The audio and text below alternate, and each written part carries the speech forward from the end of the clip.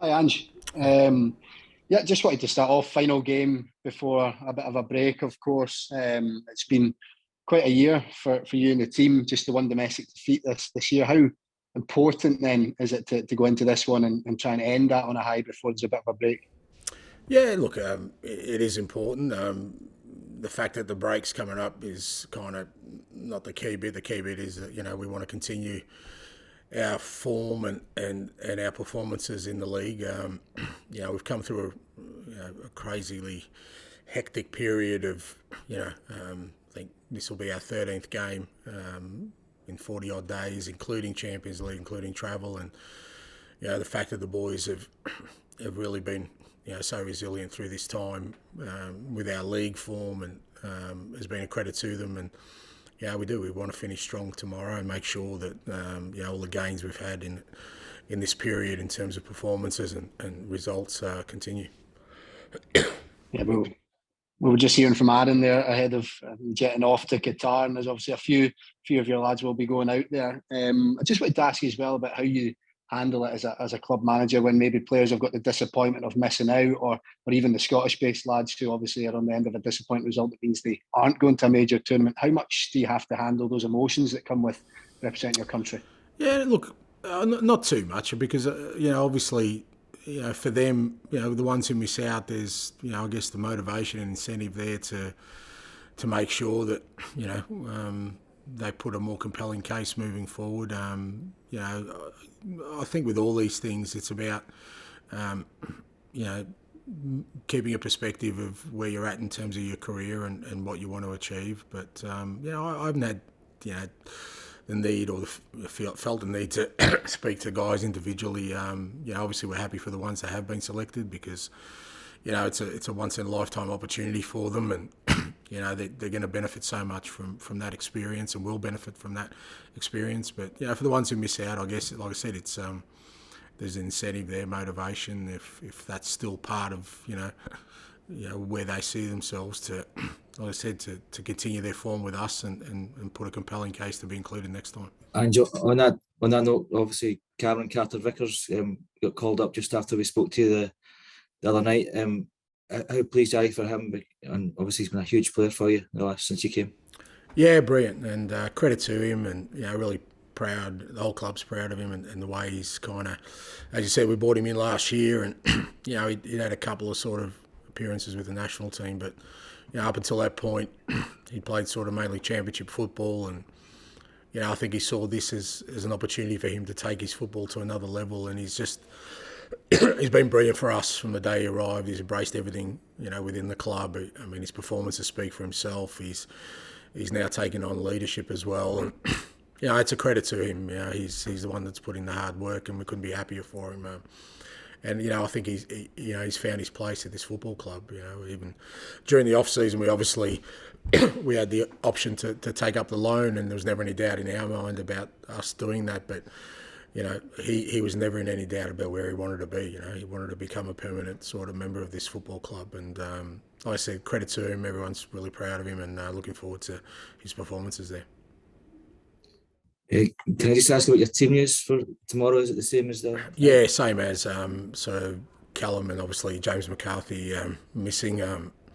Everyone else got through Wednesday night, no problems, and no new issues coming out of it. Hi Ange, obviously one game left before the break. Been a really impressive start domestically. How would you review your first few months of the season, domestic football-wise?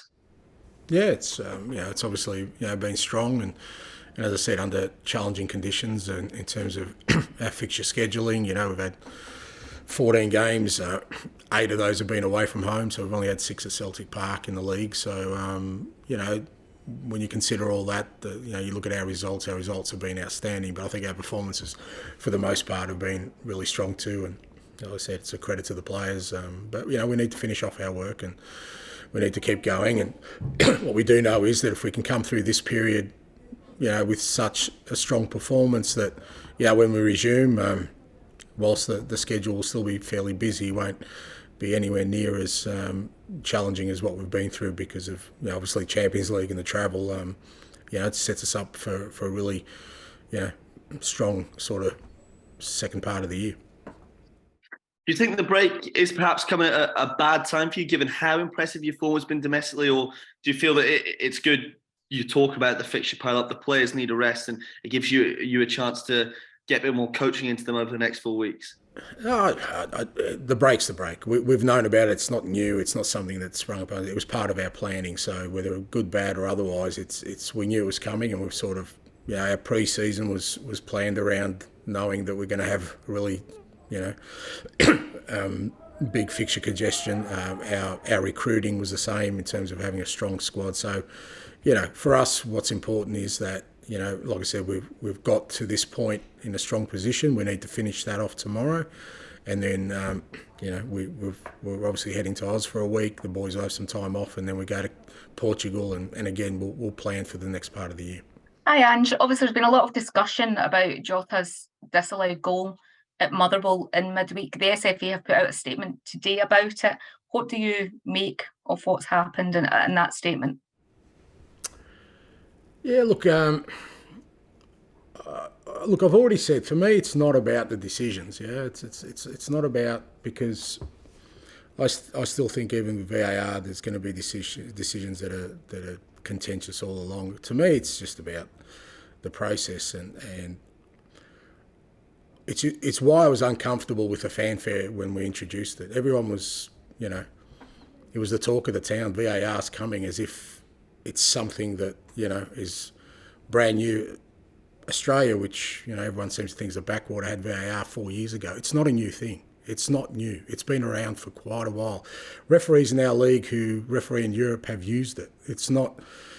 So we make it out as if this is a really big thing and big expectations. And, for me, it should have just been, well, you know what, we're prepared, we're ready, we're bringing it in, let's get on with it. But, we've made this big fanfare, and now we're saying, expect teething problems. I don't know why there would be teething problems for something that's been around for 4 years, 5 years. I don't even know how long it's been around. Like, if we're not ready, don't start with it. Just wait till we're ready, and then get going. So for me, it's not about the decisions. Whether, they're saying Jota was offside. They have evidence of that. Obviously, whatever that evidence is with them, and that's fine. And even if they're wrong, I don't care. It's a decision. Like, there's plenty of wrong decisions. For me, it's the intrusion it has on the game. And, like I said, it's why I was uncomfortable with the whole week leading up to it, that we're sort of making this whole fanfare about something that is not new. It's been around for quite a while, and we should be just saying, look, VAR's coming in this weekend. We're comfortable with it because, we've done all the trials. Everything's ready to go. Let's get on with it. Do you think that's part of the issue with bringing it in kind of midway through the season? It came in at that point. Some of the decisions and the focus on it, is it kind of taking a lot of the excitement and enjoyment out of the game, maybe for some of you, because you're waiting to see what's going to happen? Well, no, I mean, look, whether you bring it in mid-season or end of season, or and I think hopefully that's what the powers that be have done. They brought it in when they thought it was ready. So if it's ready, then it is. Let's get on with it. We shouldn't be saying that. And look, human beings are involved, but the fact that, a camera's not pointing to where it should be when we've only got 6 cameras. I'm kind of hoping that they went through this process before they actually, and said these are the protocols. But, you've got to allow, human error within that context. But like I said, VAR, we understand it's part of the game. We've introduced it. Okay, let's get on with it. But don't make it the star of the show, And unfortunately, at the moment, that's what it is. And I don't think it helps anyone, not the referees, not the clubs, not the players, not the coaches, the managers, not the supporters, to have VAR as the focus of every week's discussion.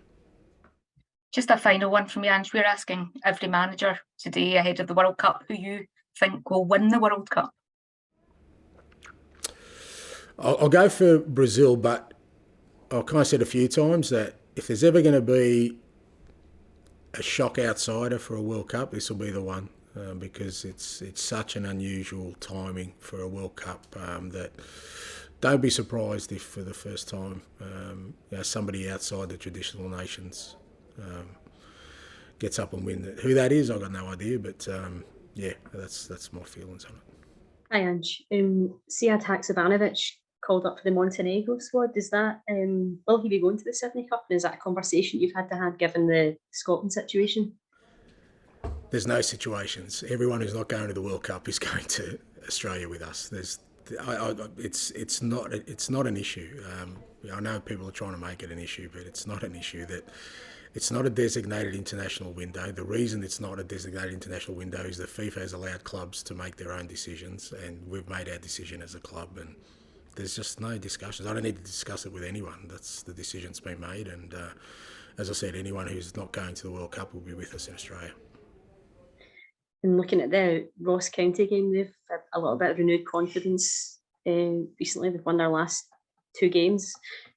Do you see this as maybe a tricky tie? This is a bit of a free hit for them, essentially, with the games winding up until December. Yeah, no, I think, as you said, their last 2 results have been positive for them. But with Ross County, it's always a tough game anyway. And I think, we've seen already that every game has its challenges, and what we've tried to do is make sure that our level of performance is at a level that whatever the challenge may be on any given day, we can overcome that. And we'll have to do that tomorrow. Wednesday night wasn't a fantastic performance by us, but the lads found a way to win the game. But we need to perform better, and that's our focus for tomorrow. We want to play our football. Be as aggressive as we can, maintain an intensity and tempo in the game, and if we do that, we know we're hard to stop and we'll get the result we want. We were talking to Aaron Moy earlier, and he's become a big player for us, especially in the last few months. How impressed have you been with how he's acclimatised to playing at Celtic? Yeah, he's been good. With Aaron, and I've said before, Sayad and Oliver to a certain extent, they came in late, no pre-season. My expectations in terms of how much they could contribute this early part of the year weren't that high, because I knew that the guys would have to work really hard on their fitness to overcome the fact they hadn't sort of had a pre-season.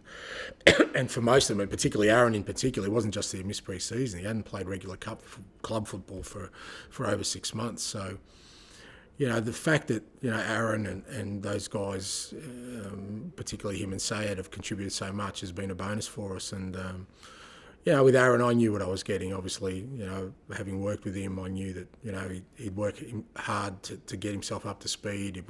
It would have, whatever time it took him to sort of get into sort of match mode and match fitness, he would do it, but knowing he had the mental strength and technical ability to still contribute while, he was gaining that sort of fitness level. And, he's been an important part, particularly with Callum going down. We've needed that extra rotation in midfield, and he's probably played more than I thought he would, but he's been a great contributor, and hopefully he goes off to the World Cup now and makes an impact there. And of course, you managed in a World Cup for Australia. What would you say is the real major difference? Is there more pressure managing in the World Cup with Australia or managing at Celtic? What would you feel more pressure? I don't feel pressure in either of them. I love what I do, and both I'm passionate about equally. The thing with international football is that the highs, in terms of major tournaments, everything's, all your senses are heightened. The highs are, the lows are, because everything's, you're at sort of a different stratosphere to any other time. So for that sort of 3-4 weeks you're together, everything is, all the emotions are heightened because you're playing in a World Cup. It's once every 4 years. For most of us, it's once in a lifetime. You want to do well. There's euphoria if things go well. There's real disappointment when things don't go well. You're rubbing shoulders with the best in the world. So it's a great experience. But then, at international football, then the players go off to their clubland, and as an international manager, you're there sort of twiddling your thumbs thinking, what's next? So they're just different jobs and different sort of, you have different emotions around both of them. But, for me, there's, like I said, pressure is not something that I kind of associate with the role I do. I love what I do. I love the fact that, every week everything hangs on, the performance of a team, wins and losses. I love that aspect of it. Pressure for me is, if I wasn't doing what I was doing, and waiting to see if there was another opportunity around the window. So yeah, no, for me, it's all of it's enjoyable. Hi, Ange. Just with the break coming up, obviously there's a handful of players at the Qatar, and I was just wondering, do you anticipate there being a chance for any of the youth players to maybe get a chance to show what they can do when we play the games in the Sydney Cup? Yeah, look, we'll take a couple. Bosun Lowell will come with us, and Rocco Vado will come with us on the trip, and Scott Robertson I think is coming across too. So those three will come across. Some of the other younger ones, they've had a really hectic period as well, because they've obviously been playing Champions League and Lowlands League, and so it'd be good for them to have a break. And some of them have been selected for national teams at youth level, which I think for their development is really good. But we'll be taking those three along with us to Australia, and they'll get some game time, which will be good for them. Thanks, Ange. And just as we reach the first break of the season, how would you rate the season so far? Would you say it's exceeded your expectations, or maybe fell short in some areas, or is it? Mate, it'll never exceed my expectations in terms of I don't have a set goal. The goal for me is always to be better. So if we've obviously lost one game early, our Champions League results weren't what we wanted. So I'm always looking for better. But even if we'd been perfect, I'd still be going, well, you know what, let's be better. So I can't exceed my expectations because my expectations aren't finite. I don't have a set goal. It's about us being the best football team we can possibly be and improving. And I've been really happy with. If you ask me, have we improved from last year? Yes, I think we have, and that's the measure. And the key now is to, when we come back, to again improve again. And if we do that, then we set ourselves up to have success. Doesn't guarantee you it, but puts us in a good place. And that's always the measure for me is progress. Let's always be constantly improving, and that way, whatever, you can't fall short or exceed an expectation that doesn't exist. What exists is, are we a better football team than this point last year? I think most observers would say yes. And the key now is to be a better football team when we return.